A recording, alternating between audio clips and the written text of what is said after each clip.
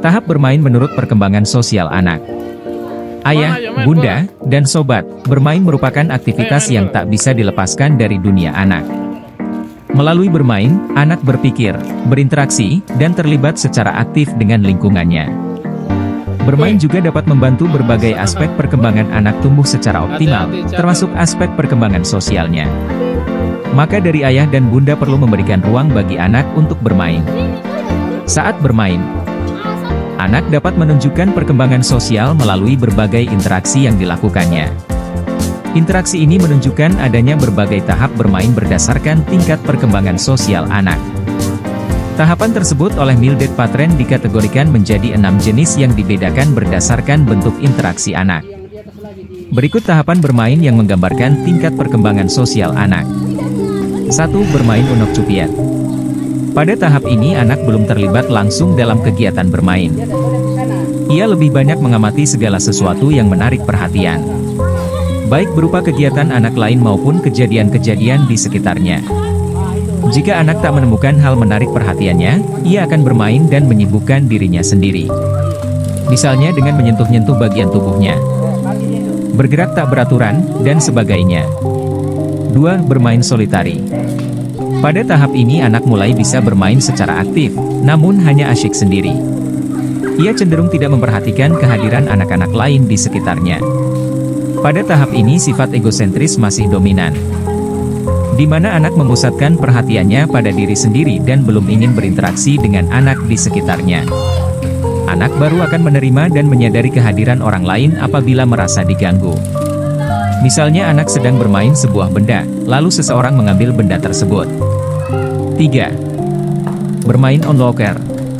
Pada tahap ini anak mulai senang memerhatikan lingkungan sekitarnya dan melihat anak-anak lain bermain.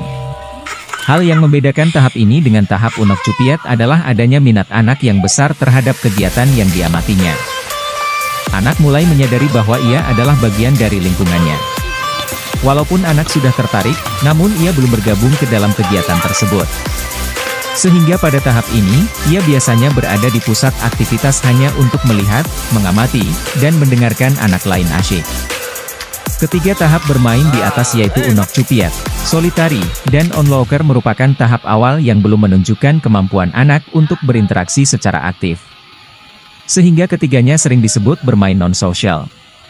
4. Bermain paralel. Pada tahap ini anak sudah bisa bermain secara berdampingan atau berdekatan dengan anak-anak yang lain.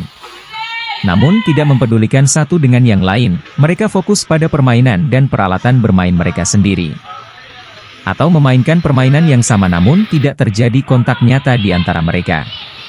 Mereka bermain di waktu dan tempat yang sama namun belum menunjukkan interaksi sosial. Misalnya 3 orang anak bermain mobil-mobilan di tempat yang sama namun tidak bermain bersama. 5. Bermain asosiatif. Tahap ini ditunjukkan dengan adanya kegiatan bermain yang dilakukan di tempat, waktu, dan jenis permainan yang sama namun tidak terjadi bentuk kerja sama. Interaksi yang dilakukan anak sebatas percakapan sederhana atau saling meminjam alat bermain.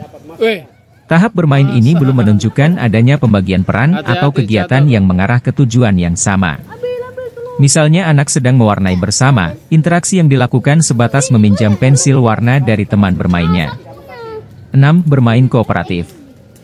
Pada tahap ini anak mulai menunjukkan adanya kerja sama hingga berbagai tugas dan peran yang terorganisir dalam melakukan suatu kegiatan bermain. Permainan yang dilakukan memiliki tujuan yang diinginkan dan dituntaskan secara bersama-sama. Misalnya anak mulai bermain sepak bola secara sederhana dengan memilih 2 tim yang saling berlawanan dan dipimpin oleh 2 kapten tim. Dalam permainan tersebut anak sudah menampakkan kemampuan bekerja sama dan pembagian peran. Dukungan subscribe-nya akan membantu channel ini. Terima kasih Tuhanku, kami mengucap syukur untuk kasih setiamu, untuk hidup setiap kami. Apa yang gak pernah kami lihat, bahkan apa yang gak pernah timbul dalam hati kami, Engkau berikan untuk setiap kami, agar kami hidup berkelimpahan di dalam Engkau.